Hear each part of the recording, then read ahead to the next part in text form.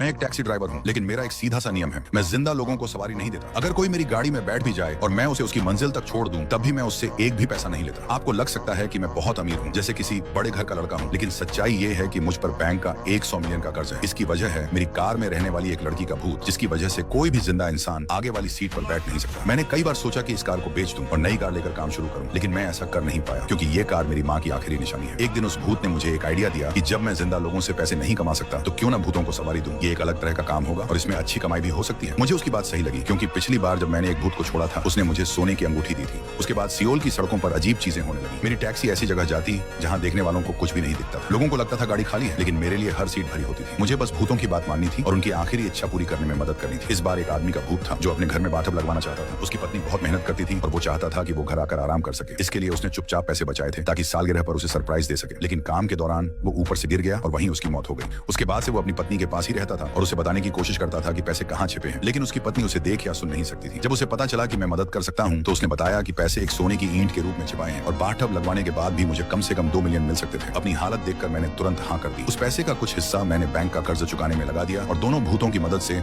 सब कुछ आसानी से हो गया। मैंने उसकी पत्नी का भरोसा जीत लिया और सोने की ईंट भी ले ली। फिर भी उसकी पत्नी थोड़ा उलझन में थी। उसे पता था कि उसके पास बाथटब के पैसे नहीं थे। तब मैंने उसे कहा कि उसके पति पहले ही पैसे दे चुके थे और अब बस उसे लगवाना बाकी है। ये सुनकर वो आदमी का भूत बहुत खुश हुआ। उसी समय एक फोन आया और पता चला कि उसकी मौत का मुआवजा पास हो गया है। इंश्योरेंस कंपनी ने उसकी पत्नी को बुलाया ताकि वो साइन करके पैसे ले सके। मैंने सोचा कि मैं उसकी पूरी मदद करूंगा और मैं तुरंत उसे वहां लेकर गया। रास्ते में मुझे लगा कि शायद उसे कुछ अजीब लगे, क्योंकि जब मेरी गाड़ी में भूत होते हैं तो जिंदा लोगों को अजीब महसूस होता है, लेकिन उसे कुछ भी महसूस नहीं हुआ, बिल्कुल भी नहीं। हम दोनों हैरान थे। तब उस आदमी के भूत ने कहा कि ये प्यार है। इतने साल साथ रहने के बाद मौत भी उन्हें अलग नहीं कर पाई और उसकी मौजूदगी उसकी पत्नी को कोई नुकसान नहीं पहुंचा सकती। और सच बताऊं